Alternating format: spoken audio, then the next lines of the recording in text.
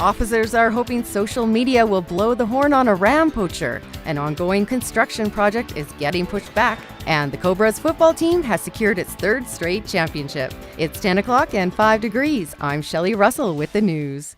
Cochrane Fish and Wildlife have turned their search for a bighorn sheep poacher to social media.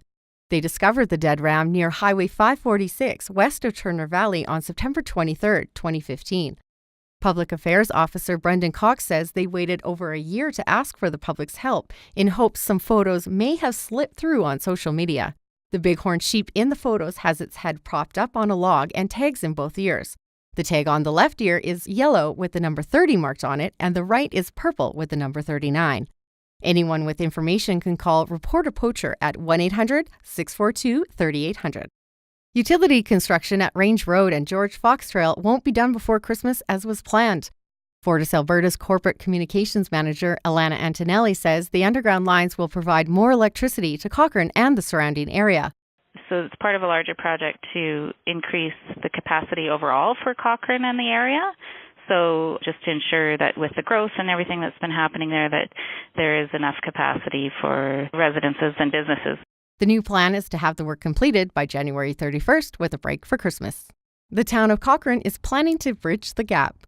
At Monday night's town council meeting, everyone voted in favor of purchasing the 1.85-acre property along Railway Street between 5th and Centre Avenues. The town had first opportunity to buy the lot from owners Imperial Oil.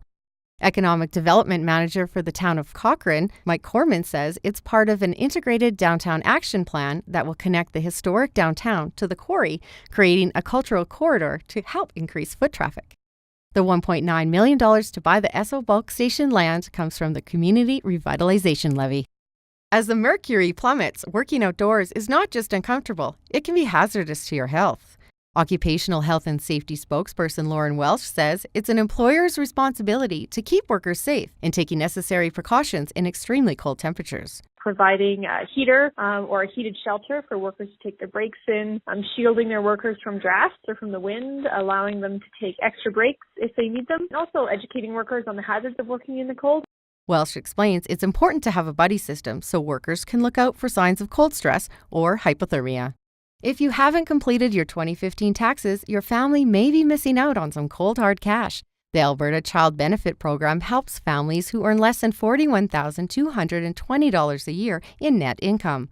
Erin Manton, Human Services Minister Press Secretary, says it's on its second round of payouts with regular payments every 3 months, benefiting thousands of families. Parents receive the payments 4 times a year. First payment went out in August, and that reached about 110,000 families, supported 200,000 children. The second payment came out this past Friday, November 25th. They go by check and direct deposit. The ACB program is a non-taxable and refundable benefit. A new grant will help Albertans commemorate Canada's 150th birthday all year. The Canada 150 grant will encourage registered nonprofit groups to apply for funding for community programs in 2017.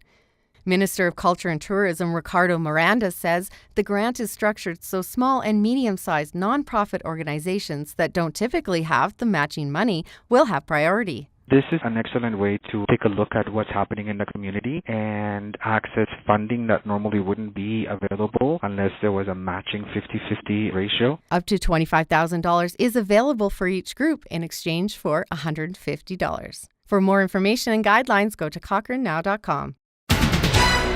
The Cochrane High Cobras football team snagged the gold place win at the Alberta Bowl provincial final game on Saturday. The team matched up against the Holy Rosary Raiders for the Tier 3 ASAA Provincial Championship at Hellard Field in Calgary. Cobras coach Robbie McNabb says the Raiders played better this year, but the Cobras have strung together 3 consecutive championships. I thought our kids competed quite well. We beat them badly last year in the provincial final, but they made up some ground on us. We had some mistakes out there, but the kids rallied and we got the victory for our 3rd straight provincial championship.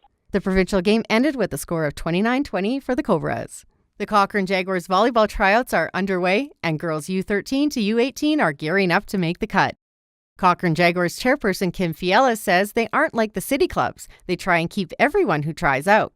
We usually have an A team and a B team. So our stronger teams have more skilled players, probably a more competitive mindset as well. And then we'll have a B team so that way everyone can play. The tryouts run now until December 11th. Well, the start to the work week isn't looking too bad weather-wise. We have a Chinook rolling in, giving us a break from that brutal cold snap of the weekend. Today is mostly cloudy. The west wind will gust up to 40 kilometers per hour this afternoon with a high of 13 degrees. Tonight, expect cloud, and that west wind will die down to 5 kilometers with a low of 2. Tomorrow will be sunny with a light wind from the south and a high of 12 degrees. The next news will be at 11 o'clock.